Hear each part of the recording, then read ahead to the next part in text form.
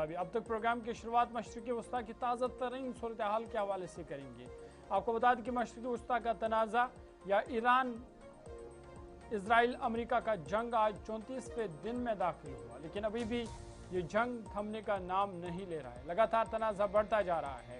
Street of hormones پر جس پر اس وقت پوری دنیا کی نظر ہے، وہاں پر کشیدگی برقرار ہے، جس وجہ سے پورے دنیا میں اس وقت متاثر کن یا تشویش کن صورتحال دیکھی جا رہی ہے۔ ایران امریکہ اور اسرائیل تنازع 34ویں دن میں داخل ہوا، اور ٹرمپ نے جب قوم سے خطاب کیا تو انہوں نے کئی باتوں کا ذکر کیا۔ انہوں نے کہا کہ جنگ 2 سے 3 ہفتوں میں ختم ہو سکتی ہے۔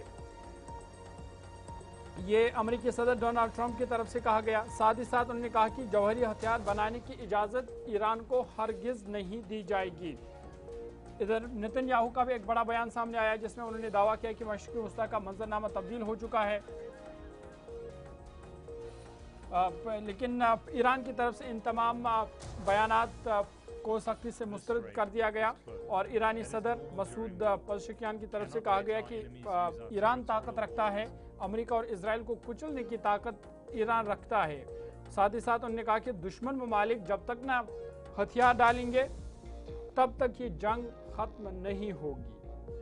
ساتھ ہی ساتھ آج بھی اسرائیل کی طرف سے بیروت پر حملے کیے گئے، جس میں 7 افراد جو ہے وہ ہلاک ہوئے، جس وجہ سے اس جنگ میں اب مرنے والوں کی تعداد میں بھی ہر گزرتے دن کے ساتھ اضافہ ہو رہا ہے۔ 1 مہینے سے زیادہ کا وقت ہو گیا ہے، لیکن ابھی بھی یہ جنگ لگاتار جاری ہے۔ 34ویں دن آج اس جنگ کا تھا۔ امریکی صدر ڈونلڈ ٹرمپ نے ایران کے ساتھ جنگ کے حوالے سے قوم سے خطاب کیا۔ اپنے خطاب کے دوران انہوں نے کہا کہ امریکہ نے اپنی زیادہ تر مقاصد حاصل کر لیے ہیں اور چند کام باقی ہے جو مکمل ہونے ہیں۔ انہوں نے کہا کہ فوجی کارروائیاں فی الوقت جاری رہیں گی، لیکن جنگ جلد ہی ختم ہو جائے گی۔ اس سے یہ پتہ چلتا ہے کہ امریکہ بھی چاہتا ہے کہ اب وہ کہیں نہ کہیں اس جنگ سے باہر نکل جائے۔ اسرائیل بھی چاہتا ہے، کیونکہ اسرائیل امریکہ دونوں کو نقصان بھی ہوا ہے، اور اب وہ چاہتے ہیں کہ کہیں نہ کہیں یہ جنگ ختم ہو جائے، لیکن اس کے لیے وہ اگرچہ اپنی طرف سے کوشش کر رہے ہیں، لیکن ایران اب اس بات پر بضد ہے کہ جب تک نہ ان کو نقصان کا معاوضہ دیا جائے تب تک یہ جنگ ختم نہیں ہوگی۔ ساتھ ہی ساتھ ڈونلڈ ٹرمپ نے اس تنازع میں ریاستہائے متحدہ کے مقاصد کا اعادہ کیا، اور اب تک حاصل ہونے والی کامیابیوں کو یہ بتاتے ہوئے کہا کہ جنگ اگلے 2 یا 3 ہفتوں میں ختم ہو جائے گی۔ انہوں نے مزید کہا کہ ابنائے ہارمز کی اہم تیل کی ترسیل کے راستوں کو محفوظ بنانے کی ذمہ داری دیگر اقوام پر عائد ہوگی، یعنی جو خلیجی ممالک ہیں ان پر عائد ہوگی۔ دوسری پیش رفت میں اسرائیلی وزیر اعظم بنجامن نتن یاہو نے زور دے کر کہا کہ ایران کے خلاف مشترکہ مہم نے مشرقی وسطی کے منظرنامے کو بنیادی طور پر تبدیل کر دیا ہے۔ ادھر ایران کی طرف سے ایرانی صدر مسعود پزشکیان نے کہا کہ تہران تنازع کو ختم کرنے کا خواہاں ہے۔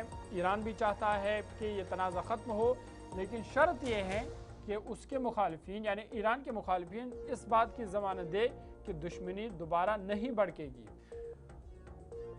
ادھر لبنان میں وزارت صحت نے اطلاع دی ہے کہ جنوبی بیروت اور آس پاس کے علاقوں میں پھر سے اسرائیلی حملوں میں 7 افراد مارے گئے ہیں، جبکہ اسرائیلی فوجی نے تصدیق کی ہے کہ اس نے حزب اللہ کے ایک سینئر کمانڈر کو نشانہ بناتے ہوئے حملہ کیا تھا۔ یعنی ایک طرف سے اگرچہ مذاکرات کی بات چل رہی ہے، مذاکرات کا دعویٰ بھی کیا جا رہا ہے، لیکن دوسری طرف سے صورتحال مزید شدت اختیار کر گئی ہے، کیونکہ لگاتار پے در پہ حملے بھی ہو رہے ہیں۔ اسرائیل اور امریکہ کی طرف سے بیروت یا لبنان ایران پر حملے کیے جا رہے ہیں۔ ساتھ ہی ساتھ ایران بھی جو خلیجی ممالک میں ایئر بیسز ہے امریکہ کے، ان پر حملے کر رہا ہے، یا جو لگاتار براہ راست وہ اسرائیل پر بھی حملے کر رہا ہے، جس وجہ سے دونوں طرف سے نقصان ہو رہا ہے۔ لیکن بڑی خبر یہ کہ لگاتار یہ جنگ طویل ہوتی جا رہی ہے، ابھی بھی یہ تنازع ختم ہونے کا نام نہیں لے رہا ہے، اور نہ کوئی امکان بھی ظاہر کیا جا رہا ہے یا کہ یہ جنگ جلد سے ختم ہو۔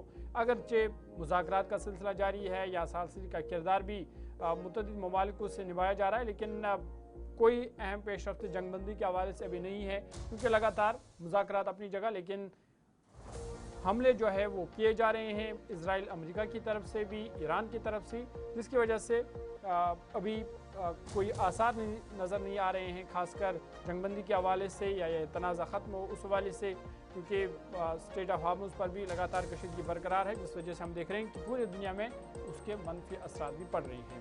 یہ تو تھی ایک بات کہ مشرقی وسطی میں تازہ ترین صورتحال کیا ہے، لیکن بڑھتے آگے بات